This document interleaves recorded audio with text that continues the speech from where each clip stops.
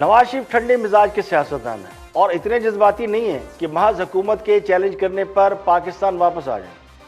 मियाँ साहब को अच्छी तरह पता है कि वापस आएंगे तो हुकूमत उन्हें जेल में डाल देगी और जब तक अदालतों से उन्हें रिलीफ नहीं मिल जाता, उनकी सज़ा कारादम करार नहीं दी जाती तो जेल जाने का खतरा मौजूद है। 2018 में भी नवाज शरीफ की जब इलेक्शन हो रहे थे तो नवाज शरीफ इस यकीन के साथ वापस आए थे कि तमाम तर मुखालफतों और साजिशों के बावजूद अवाम उन्हें कामयाब कर देंगे, क्योंकि इलेक्शन के पोल बता रहे थे कि वो इलेक्शन को टर्न अराउंड कर देंगे। नवाज शरीफ के बाहर जाने की वजह से इलेक्शन को यकतरफा ख्याल किया जा रहा था, लेकिन अचानक वापसी से नताइज बदल गए। फ़र्क जरूर पड़ा लेकिन इक़्तिदार नहीं मिल सका। बदले में उन्हें उसकी कीमत जेल जाकर चुकाना पड़ी। तो वो कीमत जो जेल जाकर चुकाई उसकी वजह से आज उनकी जमात मौजूद है और उनके लोग भी उनके साथ वेल कनेक्टेड हैं। आज अगर नवाज शरीफ वापस आते हैं तो सवाल ये कि वो यानी नवाज शरीफ अगर आज वापस आ जाए और जेल जाकर कीमत भी अदा कर दें तो सवाल ये कि उन्हें मिलेगा क्या। अगर इस सवाल का जवाब मिल जाए तो फिर ये मौक़िफ़ माना जा सकता है कि नवाज शरीफ कल ही वापस आ जाएंगे। आगे बढ़ते हैं और कामरान शाह तज़किया दे रहे हैं मौजूदा हुकूमत के हवाले से। एक बड़ा ज़बरदस्त क्लिप उनका वायरल हुआ है जिसमें ये कहते पाए जा रहे हैं कि बल्कि दावा करते पाए जा रहे हैं कि हुकूमत 5 साल पूरे नहीं करेगी बल्कि अगले 5 साल के लिए भी वो खान साहब को वज़ीर-ए-आज़म देखते हैं कामरान शायद क्यों कह रहे हैं और उनका तज़किया क्या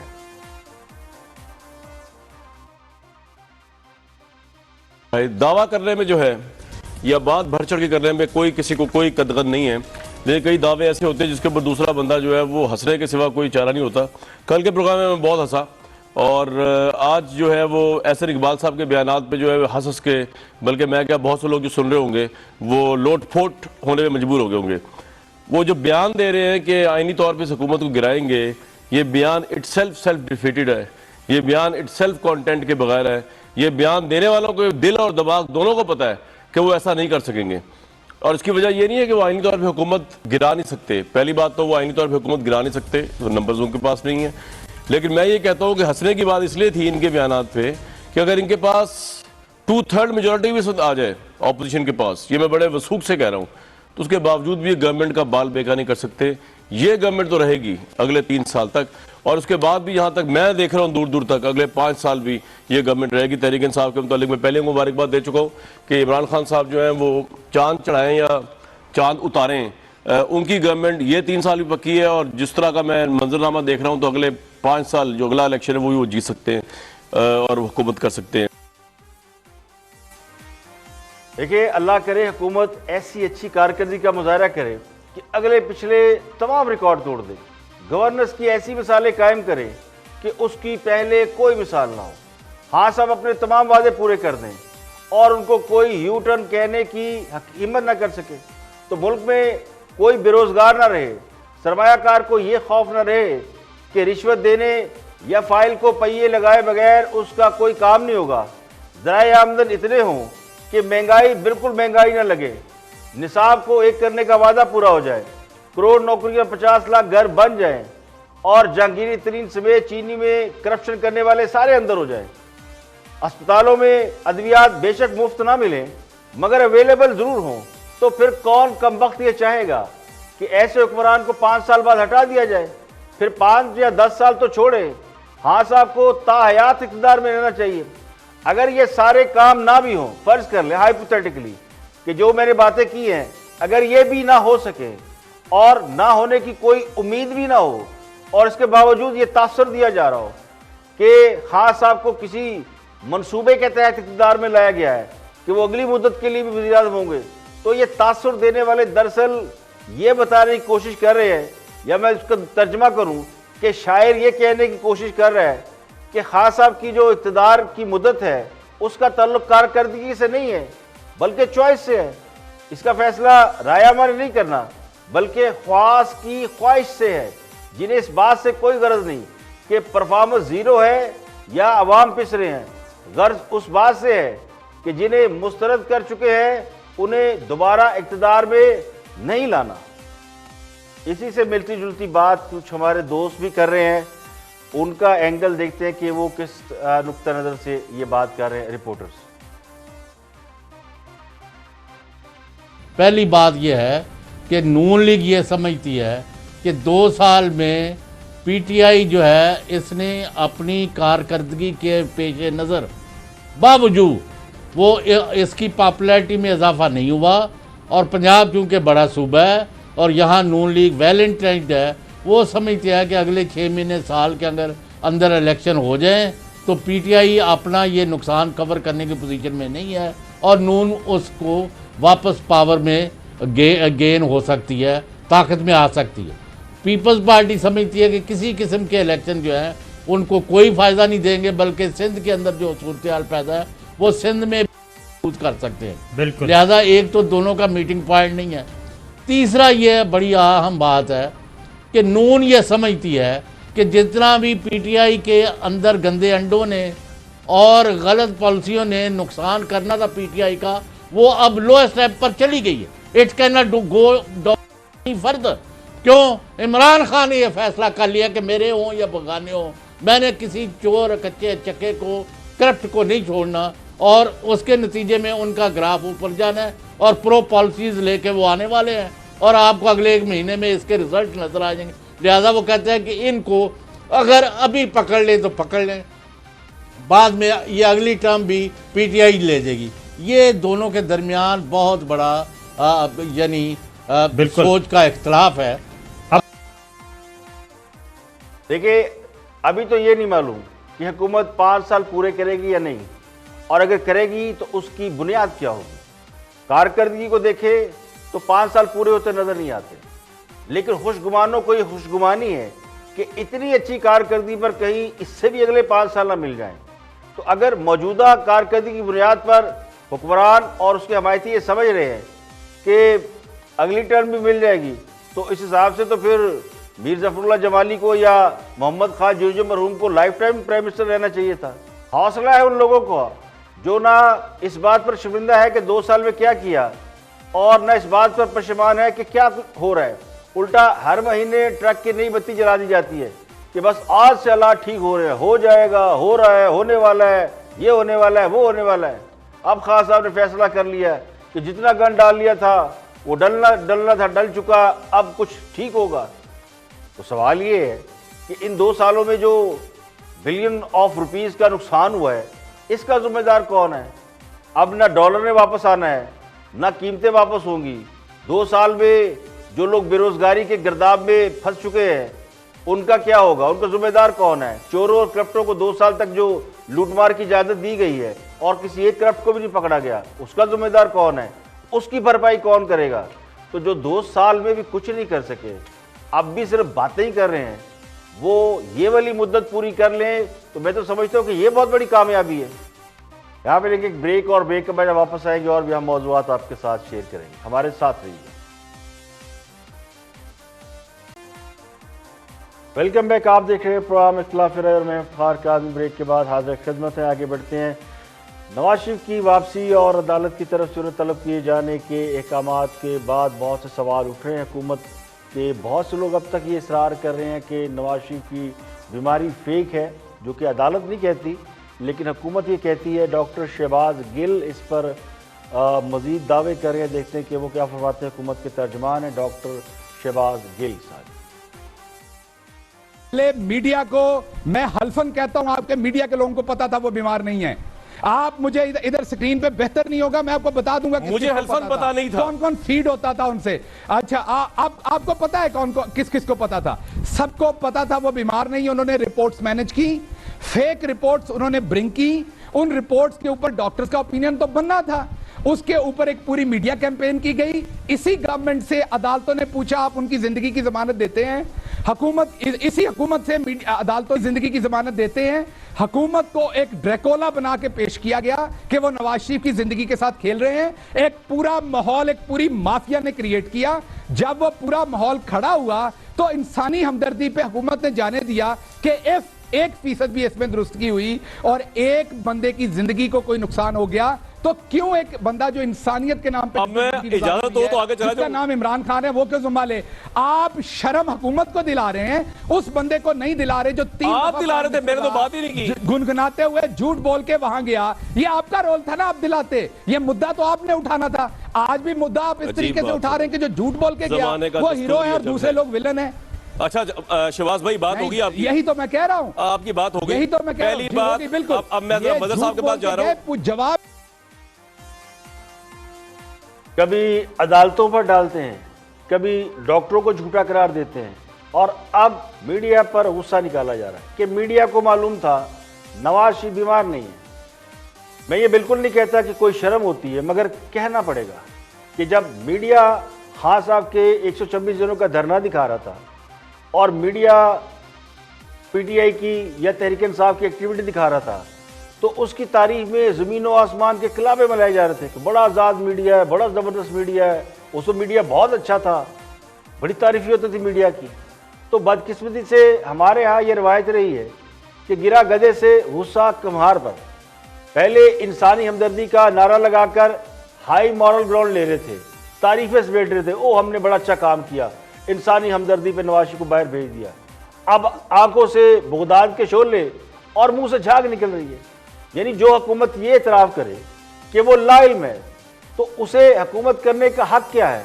जिनके पास 65 खुफिया एजेंसियाँ हैं, दर्जनों इदारे हैं, जासूसी का मरबूत निज़ाम है, इंटेलिजेंस के दर्जनों इदारे हैं, इन सब के बावजूद अगर कोई ये बार बार कहे कि उन्हें तो इल्म ही नहीं कि नवाज शरीफ जो है वो बीमार थे या ड्रामा कर रहे थे, तो उनकी सादगी पर सदके और वारी जाने के सिवा और क्या किया जा सकता है? तो डॉक्टर शहबाज गिल का ये दावा कि नवाज शरीफ बीमार नहीं, बीमारी की हाइप मीडिया ने क्रिएट की, तो मीडिया को मालूम था कि नवाज शरीफ बीमार नहीं, लेकिन हुकूमत को नहीं पता था कि नवाज शरीफ जो है वो ड्रामा कर रहे हैं। पंजाबी में से कहते हैं हाथ ना आए तो थूक कौड़ी। डॉक्टर शहबाज गिल की अगर बात मान भी ली जाए कि मीडिया को मालूम था, तो क्या वो हुकूमती मीडिया की बात कर रहे हैं? क्योंकि मीडिया तो सरकारी भी है। और बाद लोग ये भी कहते हैं कि नवाज शरीफ की बीमारी को हाइप हुकूमत ने दी, प्लान किया गया, और हुकूमत का हमायती मीडिया या हुकूमत का अपना मीडिया इसमें शामिल था। सारा माहौल इसलिए बनाया गया कि नवाज शरीफ को बाहर भेजा जाए। मीडिया को तो ये भी इल्म है कि हुकूमत खुद नवाज शरीफ से जान छुड़ाना चाहती थी, और हुकूमत के अंदर बाज़ हल्के इस बात पर कन्विंस है कि नवाज शरीफ की वजह से हुकूमत काम नहीं कर पा रही। तमाम तर सियासी हालात नवाज शरीफ के गिर्द घूम रहे थे। तो अगर तो ये थ्योरी पेश की जा रही है कि मीडिया को इल्म था और हुकूमत को इल्म नहीं था, तो फिर ये थ्योरी भी हो सकती है कि इस मीडिया को ज़रूर इल्म था जो हुकूमत के ज़ेर असर था। डॉक्टर शहबाज गिल के दावे के जवाब में वो डॉक्टर जिनके डॉक्टर होने पर किसी को शक नहीं, जो अपने शोबे में बहुत बड़ा नाम है, डॉक्टर ताहिर शमसी, जिन्होंने खुद नवाज शरीफ को कराची से आए लाहौर आकर चेक किया था। हुकूमत ने उन्हें कराची से बुलाया था स्पेशली और नवाज शरीफ को चेक कराया था। उन्होंने नदीम मलिक को इंटरव्यू देते हुए नवाज शरीफ की बीमारी के हवाले से क्या बताया था, पहले वो सुनते हैं। देखिए जनाब, एक ऐसा शख्स कि जिसकी प्लेटलेट की कमी की वजह से उसके पूरे जिस्म पे नील पड़े हुए हों, जिस्म पर टांगों पर लाल सुर्ख रंग के धब्बे हों, ना और दांतों से मसूड़ों से खून आ रहा, और उसके प्लेटलेट काउंट जो रिपोर्ट्स हमें दस्तियाब थी उसके मुताबिक प्लेटलेट काउंट कम होते होते चंद हज़ार पे रह गया था। इनिशियली 12,000, उसके बाद 2,000। अच्छा, उसी हालत में अगर उसको हार्ट अटैक हो जाए और हार्ट अटैक का इलाज करने वाले डॉक्टर हाथ उठा के खड़े हो जाएं कि अगर हमने दवा दी तो ब्लीडिंग की वजह से मौत का खतरा है और सिवाय ऑक्सीजन लगाने के कुछ हासिल नहीं, तो इस हालत में इस किस्म की कैफियत को अगर मेडिकल बोर्ड ने इलाज करना पड़ जाए किसी मरीज का, कोई भी मरीज हो, तो ये एक इंतहाई तशवीशनाक और ख़तरनाक सूरत हाल होती है। तो ये कैफियत थी। जहाँ तक इस बात का सवाल है कि इसके साथ ये जो आपने अभी डिस्क्रिप्शन बताई है, ये आपने किस दिन देखा कि नवाज शरीफ इस हालत में थे? किस तारीख को आप वहाँ पहुंचे लाहौर जब आपने उनको इस हालत में देखा? 25 अक्टूबर की रात में लाहौर पहुंचा हूँ और लाहौर पहुंचते ही मैंने अपने मरीज को देखा है और मरीज की ये हालात थी, और उसी रात को मेरे आंखों के सामने हार्ट अटैक की कैफियत डेवलप हुई और जो कार्डियोलॉजी वाले कोलीग थे वो उनकी इस हालत को प्लेटलेट की 2000 की मौजूदगी में वो हाथ लगाने को तैयार नहीं थे। हार्ट अटैक की मेडिसिन देने से उनकी जान को खतरा था। ये मामला थे। अब इसको ये कहना कि ये EDTA की वजह से ये हो गया, अगर इस किस्म का केस हमारे सामने लेटा हुआ हो, मरीज लेटा हुआ हो जो ब्लीड कर रहा हो और रिपोर्ट बता रही है कि 2000 प्लेटलेट काउंट है या 12,000 प्लेटलेट काउंट है, तो हम कैसे, मतलब कहने वाले को भी थोड़ा से अकल और समझ से अब डॉक्टर ताहिर शमसी एक मुस्तनद डॉक्टर हैं और एक मुस्तनद डॉक्टर ये गवाही दे रहा है, वो ये नहीं कह रहे कि उन्होंने नवाज शरीफ की रिपोर्टें दे के फैसला किया, वो ये बता रहे हैं कि उन्होंने नवाज शरीफ का खुद तिब्बी मुआयना किया। हुकूमत तो ये दावा कर रही है ना कि नवाज शरीफ की रिपोर्टें जाली है जी, नवाज शरीफ ने जाली रिपोर्टें क्रिएट की है, और डॉक्टर ये कह रहे हैं कि उन्होंने खुद तिब्बी मुआयना किया, नवाज शरीफ की हालत ऐसी ही थी जैसी उनकी रिपोर्ट बयान कर रही थी, जिसके बारे में आप ये कहते हैं कि वो जाली थी और मीडिया को मालूम था कि नवाज शरीफ बीमार नहीं। तो असल में झूठे को हर शख्स झूठा लगता है। तो क्या डॉक्टर ताहिर शमसी जो बड़े काबिल एहतराम है, वो क्या मीडिया पर्सन है, उनकी नौकरी मीडिया में है, क्या मीडिया ने उन्हें हायर किया हुआ है? तो मुझे ये लगता है कि ये जो मंजूर नज़र होना या साहब अकल होना, इसमें बहुत बड़ा फ़र्क होता है। अब बात करते हैं मुल्क में बढ़ती हुई महंगाई की और अफरात ज़र में इजाफे की। पूरे मुल्क में महंगाई के हवाले से सूरत हाल खासी ख़राब है।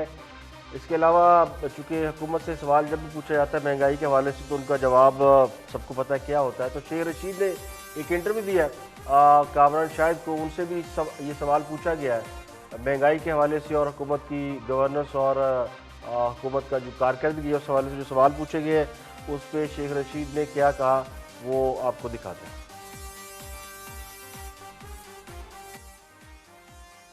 सारी स्ट्रगल जो थी अवाम के लिए, ख़ासतौर पर लाल वैली पिंडी के लिए, आप कह रहे हैं आपने किताब में आपने कि जी आपने जब चेंज भी किया अपने आप को, आपने अवाम के लिए किया, नवाज शरीफ साहब बाहर चले गए थे, आपने उनको रिप्रेजेंट किया, लेकिन आज भी आप मिनिस्टर हैं और अवाम जो है वो हर सस्ती चीज़ के लिए तरस रही है। सही बात है।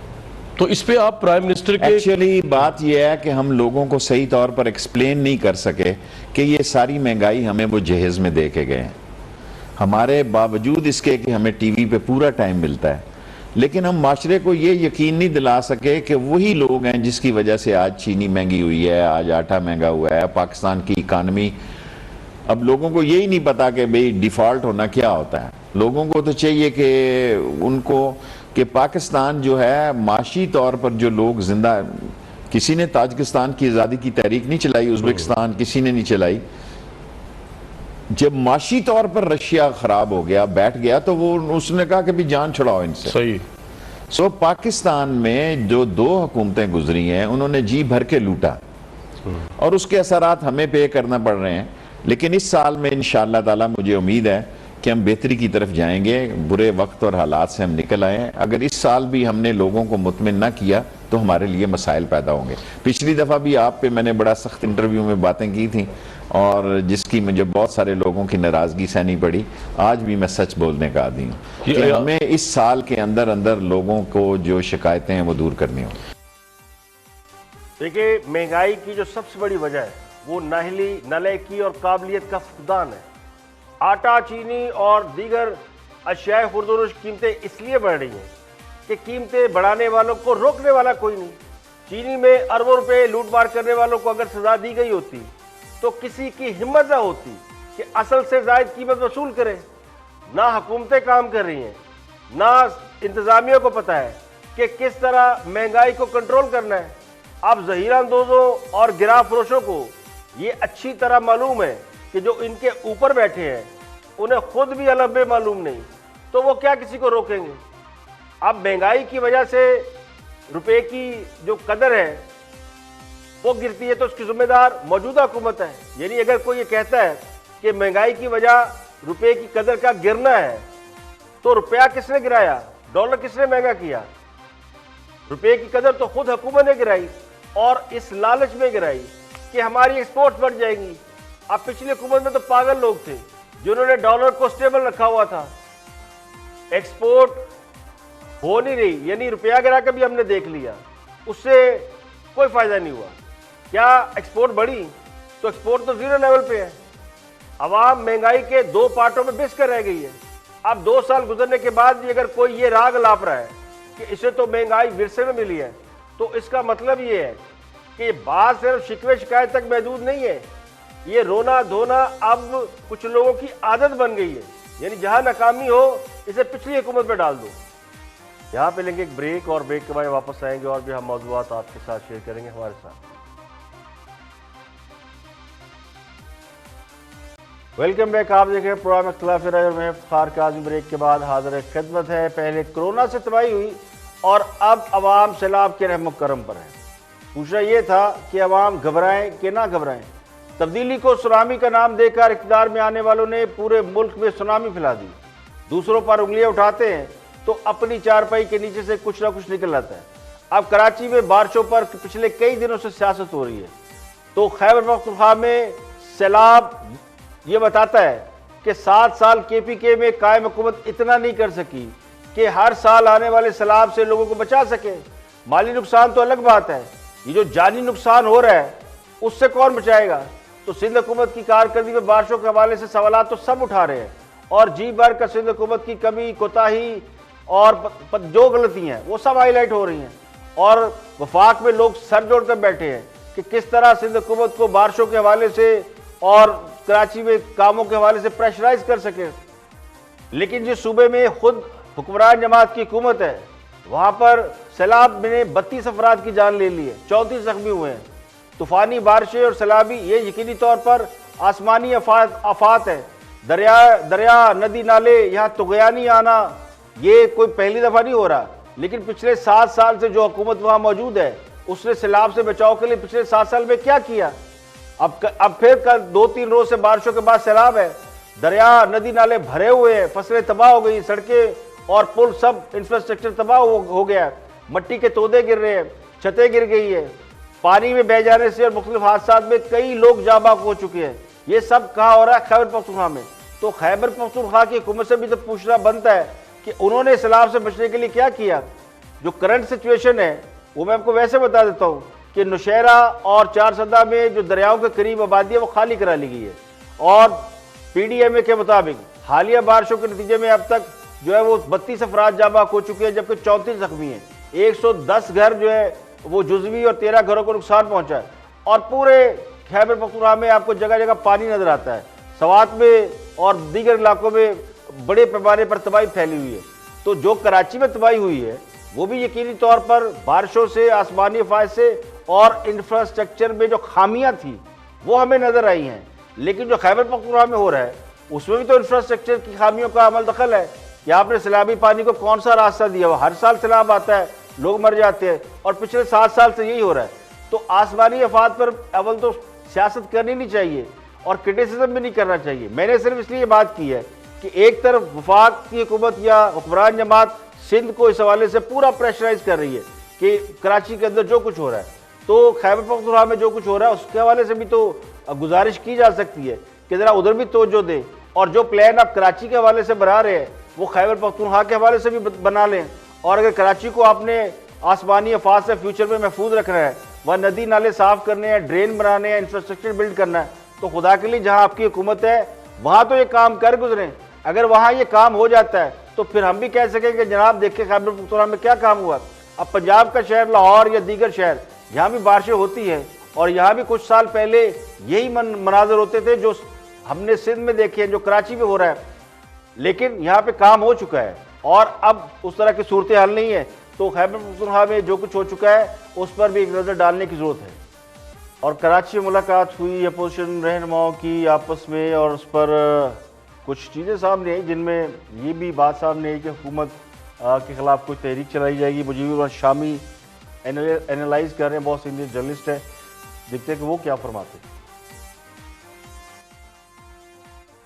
हैं। तो जब जौहरी फ़र्क वाक़ हो गया तो जो हुकूमत है वो कानून के तहत कायम शुदा हुकूमत है। बिल्कुल। अब आपने जब उसको एक बार तस्लीम कर लिया, उससे सफारती ताल्लुकात कायम कर लिए, आप वहाँ शहबाज शरीफ साहब कायदे हिज़्ब इख्तलाफ हो गए और इमरान खान साहब कायदे ऐवान हो गए। तो जब ये दोनों में ये तकसीम हो गई तो फिर आप उसके बाद ये नहीं कह सकते कि हम इंतखाबात को मुस्तरद करते हैं। तो उसमें एक बड़ा जौहरी फ़र्क वाक़ हो गया। अब भी मौलाना जो हैं उनके स्टेक्स नहीं हैं असम्बलियों में, उनके पास चंद नशिस्तें हैं कौमी असम्बली में और सेनेट में। हाँ, उनके पास जो खैबर पख्तूनख्वा की असम्बली है उसमें हिज़्ब इख्तलाफ की क़यादत JUI के हाथ में है। सही है। तो अगर तहरीक चलाने की बात होती है, हुकूमत के खिलाफ सड़कों पे निकलने की बात होती है, आप हुकूमत से नए इंतखाबात का मुतालबा करते हैं, तो पहला सवाल जो आपके सामने आ खड़ा होगा कि आपको असेंबलियों में हिस्सा है, बैठे रहना है, बिल्कुल बिल्कुल, या वहां इस्तीफे देने हैं। सही है। और अब अगर आप असेंबलियों में बैठे रहेंगे और कहेंगे हम हुकूमत को नहीं मानते, तो फिर आपकी बात में वजन पैदा नहीं होगा। शामी साहब, शेख रशीद साहब, देखिए मसला ये नहीं कि अपोजिशन को हुकूमत नहीं मानती, हुकूमत तो हुकूमत है और आईनी तकाजे पूरे करके हुकूमत में आई है। असल मसला उन वादों और दावों का है जो हुकूमत ने आवाम से कर रखे हैं, अब उनको पूरा नहीं कर पा रहे। तो असल मसला तो उन मसाइल का है जिन्हें ख़त्म करने का वादा किया गया था, लेकिन उनमें इजाफा होता जा रहा है। असल मसला इस मुल्क की मईशत है जो बेहतर होने की बजाय वर्स्ट या बदतर होती जा रही है। फिर असल मसला आम आदमी का है जिसकी हालत बेहतर होना चाहिए थी, लेकिन वो ग्रेजुअली ख़राब होती जा रही है। तो अगर अपोजिशन हुकूमत को वादे और दावे याद नहीं दिलाएगी तो फिर कौन याद दिलाएगा? तो अपोजिशन अगर इस बुनियाद पर कि हुकूमत की कारकर्दगी बेहतर नहीं, परफॉर्मेंस ठीक नहीं, मिड टर्म इंतखाबात का तो मुतालबा कर सकती है, यह अपोजिशन का हक है। विजन हाउस चेंज भी अपोजिशन का राइट है और अपोजिशन को इस हवाले से अपना रोल अदा करना चाहिए। अगर अपोजिशन हुकूमत को इलेक्शन में धांधली के इल्ज़ाम में हटाने की बात करे तो फिर तो बात समझ में आती है, लेकिन अगर कारकर्दगी के गवर्नर्स को मेरिट बनाकर पेश किया जाए तो ये तो आइन के या जमहूरी असूलों के ऐन मुताबिक है। ये जो असम्बलियों से इस्तीफे देने की बात हो रही है, तो मेरे नज़दीक असम्बलियों से इस्तीफे देने का मतलब ये होगा कि आइनी बहरान पैदा कर दिया जाए। ये आखिरी ऑप्शन हो सकता है। अगर इससे पहले दीगर ऑप्शन मौजूद है तो मेरे ख्याल में उनको इस्तेमाल करने में कोई कबाहत नहीं होनी चाहिए। और साबिक़ वज़ीर-ए-आज़म शाह ने कानवासी का नाम भी ECL में डालने का हुक्म दे दिया गया। उनके खिलाफ नैब ने गैर कानूनी तकर्री का रेफरेंस दायर कर रखा था। नैब के मुताबिक शाह खान अब्बासी ने मुबैना तौर पर क़वाइद ज़ाबत की संगीन खिलाफ वर्जी करते हुए शेख इमरान उल हक को पाकिस्तान स्टेट ऑयल यानी PSO का MD तैनात कर दिया गया था। 2018 में नैब ने अदालत उस्मा में एक रिपोर्ट पेश की थी जिसमें कहा गया था कि शवाहिद इस बात को जाहिर करते हैं कि मुस्लिम लीग नून के दौर में साबिक़ MD शेख इमरान उल हक का तकर्रुर खिलाफ ज़ाब्ता और मेरिट के खिलाफ था। रिपोर्ट में कहा गया कि इस बात के सबूत मौजूद है कि शेख इमरान उल हक के इनके साबिक़ आजर यानी एंग्रो कॉरपोरेशन के साथ एक LNG ठेके की वजह से PSO के साथ कॉन्फ्लिक्ट ऑफ इंटरेस्ट था, यानी मफादात का तनाज़ा था। शेख इमरान उल हक ने याकूब सत्तार को PSO में मुलाजमत के 1 माह बाद उन्हें DMD यानी डिप्टी मैनेजिंग डायरेक्टर लगाकर उन्होंने भी ओहदे का गलत इस्तेमाल किया था। और एक और आम खबर यह कि एहतसाब अदालत ने प्लॉट अलाटमेंट रेफरेंस में वजारत खारजा को नवाज शरीफ के नाकाबिले जमानत वारंट पर अमल दरामद कराने का हुक्म दे दिया। लाहौर की एहतसाब अदालत के जज ने गैर कानूनी प्लॉट अलाटमेंट रेफरेंस की समाअत की। दौरान समाअत मॉडल टाउन पुलिस के इंस्पेक्टर ने नवाज शरीफ के वारंट गिरफ्तारी पर अमल दरामद की रिपोर्ट पेश की, जिसमें कहा गया है कि नवाज शरीफ अपनी मॉडल टाउन की रिहाइशगाह पर मौजूद नहीं है। उनकी रिहाइशगाह पर मुस्लिम लीग नून के रहनुमा अता ताड़र ने मुलजम के बैरून मुल्क होने की तस्दीक की है। अदालत को बताया गया कि मुलजम 6 माह से बैरून मुल्क है। स्पेशल प्रोसिक्यूटर नैब ने अदालत से इस्तदा की कि मुलजम मियाँ नवाज शरीफ के नाकाबिले जमानत वारंट गिरफ्तारी जारी किए जाए। मुलजम मीर शकील के खिलाफ फर्द जुर्म आयद करके ट्रायल शुरू किया जाए। अदालत ने नवाज शरीफ के नाकाबिले जमानत वारंट गिरफ्तारी जारी करते हुए वजारत खारजा को लंदन में पाकिस्तानी हाई कमीशन के जरिए नवाज शरीफ के नाकाबिले जमानत वारंट पर अमल दरामद कराने का हुक्म दे दिया है। और आज के लिए इतना ही। कल फिर हाजिर होंगे मजीद खबरों तबसरों तजियों के साथ। प्रोग्राम इख्तिलाफ राय से फार काज़मी को इजाज़त दें। अपना बहुत बहुत ख्याल रखिएगा।